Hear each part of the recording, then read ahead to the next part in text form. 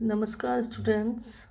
हम MA final का 7th paper भारतीय समाजों के अध्ययन में आंद्रे बेते द्वारा किए गए अध्ययन में तंजौर जिले के श्रीपुरम गांव के अध्ययन को हम पढ़ रहे हैं, जिसमें आज हम एक कृषक समाज में वर्ग संरचना, जिसमें जोरदार का अध्ययन और तंजौर जिले में कृषक संबंध को पढ़ेंगे। आंद्रे बेते ने यह अध्याय तो अंतर संबंधित समस्याओं को लेकर लिखा है। इस अध्याय के प्रथम भाग में भारतीय प्रकार के समाजों में पाई जाने वाली कृषक वर्ग संरचना में प्रयुक्त कुछ उपागमों का परीक्षण है। दूसरे भाग में कुछ कोटियों का विवेचन है, जिन्हें सामाजिक, आर्थिक, राजनीतिक विशेषताओं के आधार पर वर्ग के संदर्भ में अध्ययन उपयुक्त माना है। आंद्रे बेते ने कहा है कि पश्चिमी बंगाल के ग्रामीण समाज को बारीकी से देखा जाए तो पाएंगे कि वहाँ के लोग जाति की श्रेणी के आधार पर विभाजित हैं। कुछ आर्थिक श्रेणियों के आधार पर भी विभाजित हैं, जैसे जमींदार, तालुकदार, जोतदार, अडियार, महींदार, मुंशी आदि। इन श्रेणियों का विश्लेषण व इनके बीच पाए जाने वाले अंतर संबंधों का अध्ययन हमारे लिए कृषक वर्ग संरचना को समझने में बहुत उपयोगी रहेगा। इसकी आपने अपने इस अध्याय में खुलकर विवेचना की है। अब हम तंजौर जिले में कृषक संबंधों को जानेंगे कि वो क्या है। आंद्रे बेते ने दक्षिण भारत में मद्रास के तंजौर जिले में पाए जाने वाले कृषक संबंधों की विस्तार से विवेचना की है। आंद्रे बेते के अनुसार सामाजिक स्थिरीकरण का अध्ययन सामाजिक अनुसंधान की एक महत्वपूर्ण शाखा के रूप में किया जाने लगा है।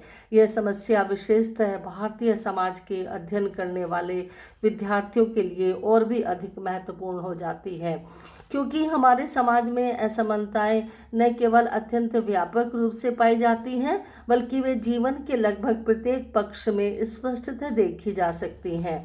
इन असमानताओं के सुव्यवस्थित अध्ययन के लिए भी समाजशास्त्रियों ने सामाजिक स्थिरीकरण जैसी अवधारणा का विकास किया है। सामाजिक स्थिरीकरण की विवेचना निसंदेह हम भूविज्ञान के आधार पर ही करते हैं। जैसे पृथ्वी एक दूसरे के ऊपर स्थित अनेक परतों का एक मिला जुला रूप है, ठीक वैसे ही समाज भी एक दूसरे पर व्यवस्थित विभिन्न स्तरों की व्यवस्था है। समाजशास्त्रियों के लिए स्थिरीकरण की संपूर्ण व्यवस्था को अध्ययन के लिए चुनना मुश्किल है। वे सामान्यतः किसी एक पक्ष को अनुसंधान के लिए चुन लेते हैं। ग्रामीण भारत में सामाजिक स्थिरीकरण के अध्ययन के अधिकांश समाजशास्त्रियों ने जाति व्यवस्था के पद सोपानों में पाए जाने वाले विभाजन के अध्ययन के आधार पर अपने अध्ययन प्रस्तुत किए हैं। कुछ समाजशास्त्रियों ने तो स्थिरीकरण की व्यवस्था को ही संपूर्ण माना है, जैसा कि हमने पिछले वीडियो में पढ़ा है सामाजिक स्थिरीकरण।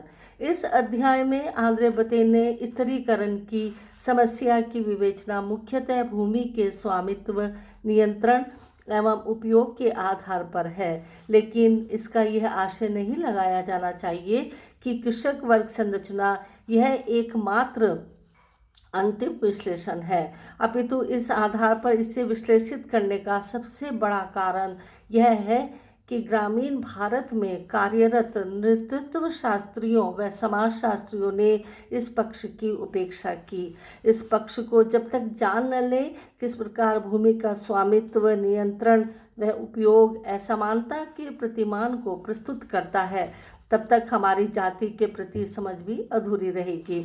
आंद्रे बेते कहते हैं कि दक्षिण भारत का तंजौर जिला सामाजिक स्थिरीकरण की विशाल समस्या के रूप में कृषक संबंधों के लिए अत्यंत महत्वपूर्ण है।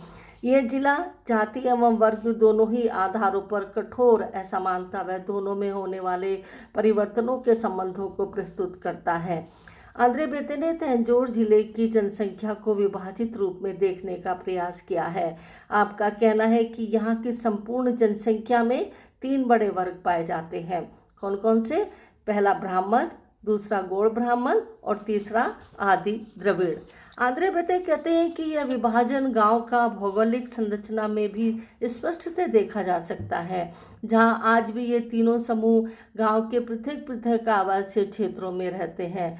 प्रत्येक समूह सांस्कृतिक एकता के एक निश्चित स्तर तक बंधा हुआ तो है ही, वह अन्य सामाजिक व सांस्कृतिक जीवन में भी ब्राह्मण, गैर ब्राह्मण व आदि द्रविड़ अपनी पृथक पृथक व्यवस्था रखते हैं। फिर भी प्राचीन समय में इन समूहों की कृषि संरचना इतनी अधिक तीव्र नहीं थी जितना कि इनका जाति संबंध। हम सामान्य श्रेणियों में भूस्वामी, पट्टेदार एवं कृषक मजदूरों को रख सकते हैं।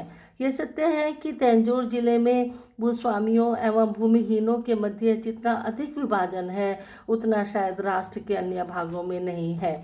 यद्यपि तंजौर जिला बहुत छोटा एवं स्वयं पूर्ण है, फिर भी इसे समरूप इकाई नहीं माना जाता है।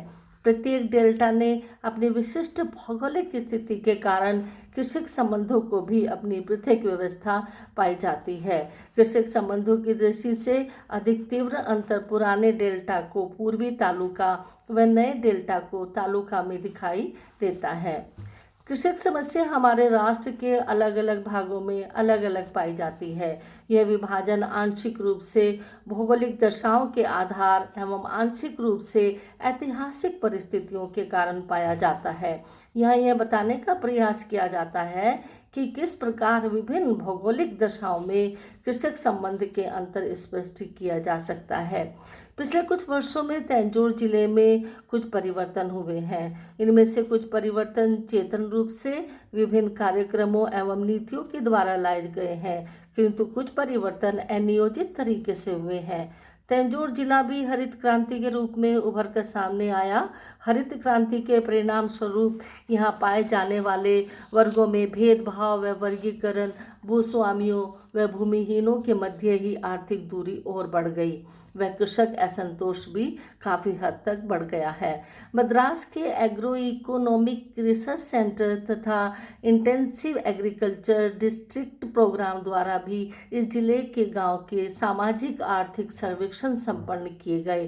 तंजौर जिला अपनी भौगोलिक विशेषता के कारण अनेक ऐतिहासिक व निवर्तमान महत्व रखता है। इनमें सबसे प्रमुख स्थान कावेरी नदी व उसकी शाखाओं का है।